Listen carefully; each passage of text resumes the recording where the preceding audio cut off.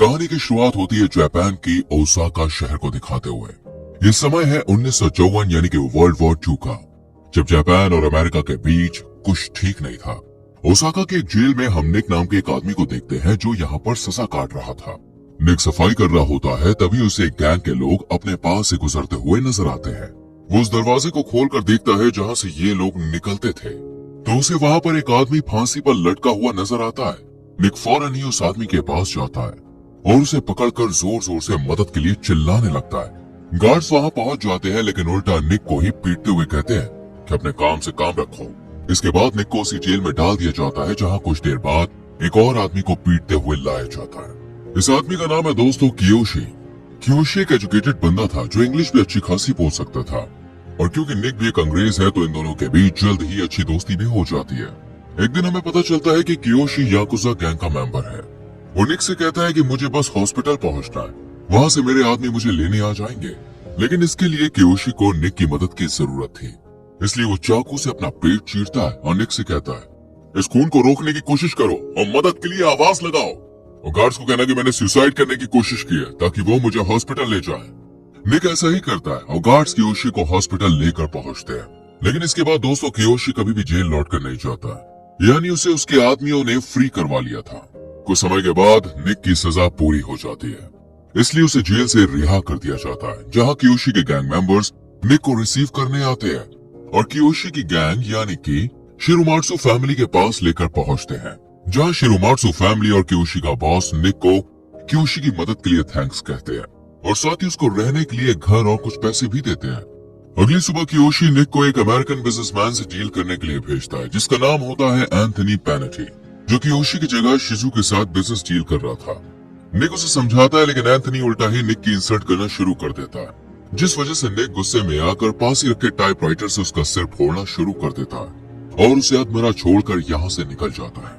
रात को शिरोमात्सु फैमिली और निक बार में मजे करते हैं, पर तभी वहाँ शिजू फैमिली के कुछ लोग आते हैं और शिरोमात्सु फैमिली के बूढ़े हो चुके बॉस का मजाक उड़ाते हैं और निक को भी व्हाइट डॉग कहकर पुकारते हैं, जिस वजह से निक भड़क जाता है और उनमें से एक का सिर फोड़ देता है। इस पर शिजू गैंग के लोग गन निकाल लेते हैं, लेकिन कियोशी और ओरिची सिचुएशन को संभाल लेते हैं। इसके बाद कियोशी निक को एक अपार्टमेंट गिफ्ट करता है और एक ब्लैक सूट देते हुए अपनी गैंग में शामिल होने का ऑफर देता है और उसे लेकर एक जुए के अड्डे पर पहुंचता है, जहां का मालिक निक की इंसल्ट करता है, जिस वजह से निक उसे पंच मारता है और कियोशी उसे जान से मार डालता है। उसी रात क्लब में दोस्तों ओरिची और कियोशी बातें करते हैं, जहां ओरिची कियोशी से निक को अपने साथ रखने का रीजन पूछता है। इस पर कियोशी कहता है कि निक भरोसे का आदमी है।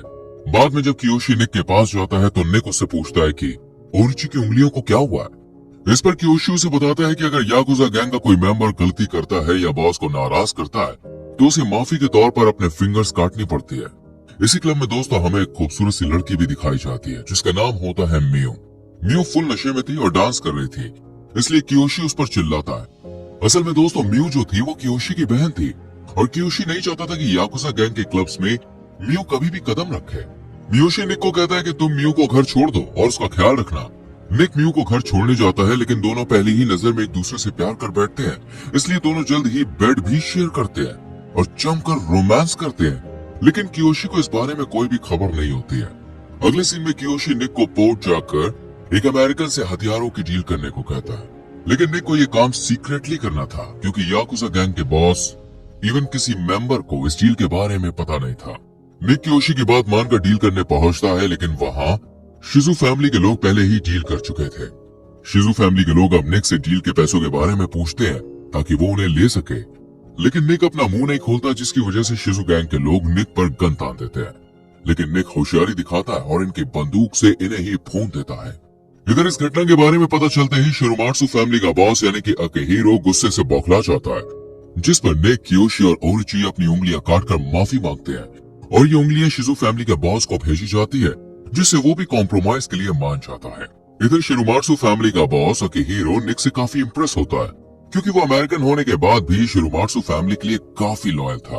इसलिए अकेहीरो निक को ऑफिशियली एक याकुजा घोषित करता है, जिसके बाद निक याकुजा कल्चर, मियो और शिरोमात्सु फैमिली के करीब आने लगता है और अब निक ने अपनी बॉडी पर याकुजास की तरह टैटू भी बनवा लिया था। एक दिन कियोशी निक से बात करता है और कहता है कि मैं तुम्हारे और मियो के बारे में जानता हूँ, लेकिन एक याकुजा परिवार हमेशा खतरे में रहता है। इसलिए तुम्हें अभी ये सब देखो रोकना होगा। अब देखिए निक भी कियोशी की बात यहाँ पे मान जाता है और फिर साल आता है 1955 का, जब बाकी याकुजाओं की तरह शिरोमात्सु फैमिली को भी अमेरिकन के साथ डील करने के लिए प्रेशराइज किया जा रहा था।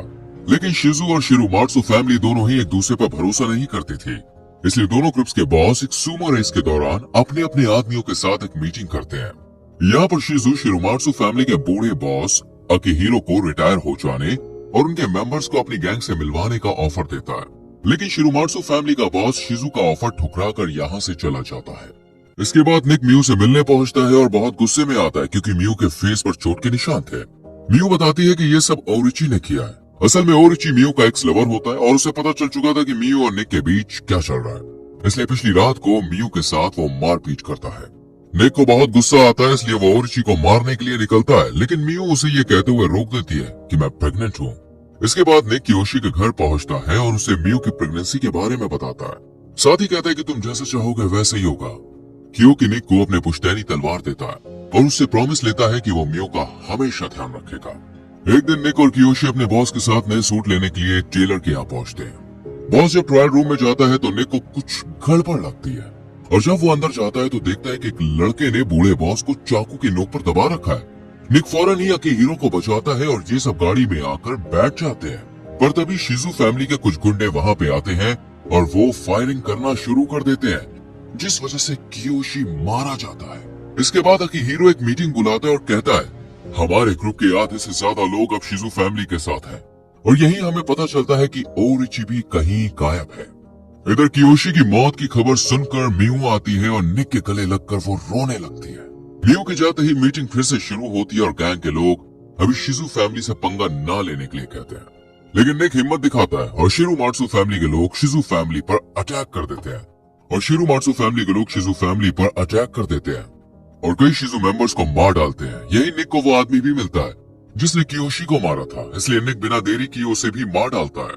शिरोमात्सु फैमिली के इस काउंटर अटैक से शिजू फैमिली का लीडर डर जाता है और एक बच्चे को शिरोमात्सु गैंग के पास भेजता है, ये कहने के लिए कि अब वो शांति चाहते हैं। अकिहीरो बच्चे की बात मानकर शिजू फैमिली से मीटिंग करने के लिए तैयार हो जाता है और फाइनली वो दिन भी आ जाता है जब इन दोनों फैमिलीज की मीटिंग होनी थी।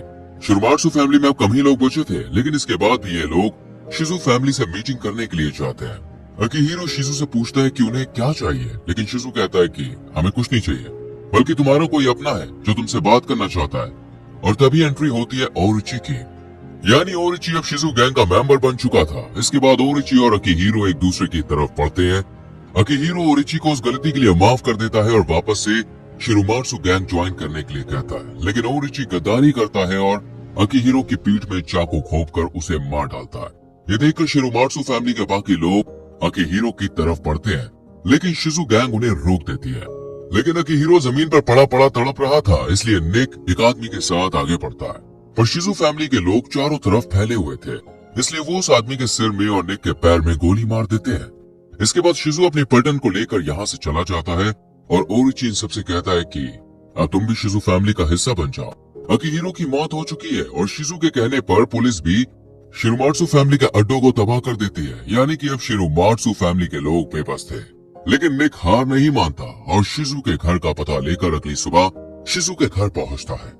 लेकिन यहाँ पर दोस्तों दूर दूर तक कोई भी नहीं था, क्योंकि ओरिची को शिजू फैमिली में शामिल होने पर वेलकम सेरेमनी चल रही थी, जिस वजह से पूरी गैंग एक कमरे में सेरेमनी में बिजी थी और बाहर था तो सिर्फ एक छोटा बच्चा। निक बिना डरे कियोशी की दी हुई खानदानी तलवार लेकर उस कमरे में पहुंचता है, लेकिन यहाँ पर शिजू के आदमी उसे पकड़कर जमीन पर गिरा देते हैं। निक बिना डरे कहता है कि असली याकुजा मैं हूँ, जो दुश्मन गैंग का होने के बाद भी तुम्हारे सामने खड़ा है, और जिस ओरिची को तुम अपनी गैंग में शामिल कर रहे हो ये तो कायर है, इसने तो एक बूढ़े आदमी पर भी पीछे से वार किया है, ये कैसे असली याकुजा हो सकता है। ये सुनकर ओरिची निक के पास आता है और कहता है कि हमारी तरह सूट पहन लेने से या कियोशी के तलवार अपने पास रख लेने से तुम याकुजा नहीं बन जाते।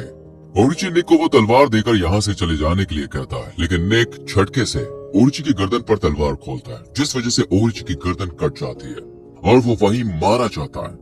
शिजू के आदमी ये देखकर निक पर अटैक करने की कोशिश करते हैं, लेकिन शिजू उन्हें रोकता है और निक को यहाँ से चले जाने के लिए कहता है, क्योंकि निक ने रूल्स के मुताबिक अपने बॉस की मौत का बदला ओरिची से लिया था।